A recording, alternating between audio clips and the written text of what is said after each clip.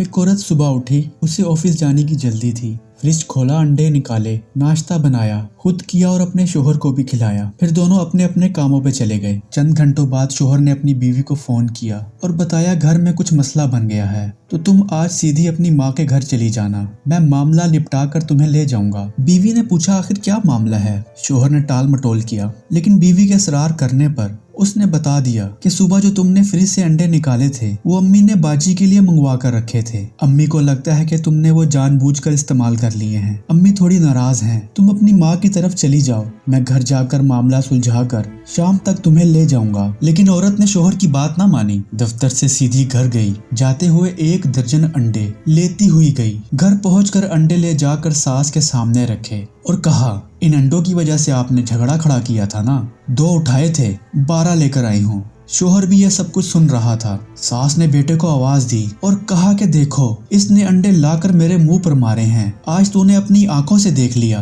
कि ये मेरे साथ कितनी बदतमीजी करती है। तुम इसे अभी के अभी फारिग करो। मामला बिगड़ता बिगड़ता इस हद तक पहुंचा के शोहर ने वहीं खड़े खड़े अपनी बीवी को तलाक दे दी। 2 अंडों की वजह से एक घर टूट गया। कसूरवार कौन था? सास, जिसने बहू की इतनी सी बात पर फसाद बर्पा कर दिया। शादीशुदा बहन जो अपनी माँ को रोक ना सकी, समझा ना सकी। बीवी जिसने शोहर को अपने तरीके से मामला हल ना करने दिया। शोहर जो बिलाखिर माँ के दबाव में आकर इतनी सी बात पर तलाक दे बैठा। इस सब पर कैसे काबू पाया जा सकता था? सास बड़ापन दिखाती, 2 अंडे और मंगवा लेती। बहन माँ को किसी न किसी तरह ठंडा कर लेती। शोहर माँ की बात को हल्के फुल्के अंदाज में नजरअंदाज करके फोन पर ही समझा देता कि कोई बड़ी बात नहीं, अगर मेरी बीवी से इतनी सी गलती हो गई है तो छोड़ दें, 2 अंडे ही तो हैं, मंगवा लें। और बीवी को फोन ना करता। बीवी इसको अना का मसला ना बनाती। शोहर की बात मानकर माँ के घर चली जाती या ससुराल जाकर खामोशी इख्तियार करती या सास से माजरत कर लेती कि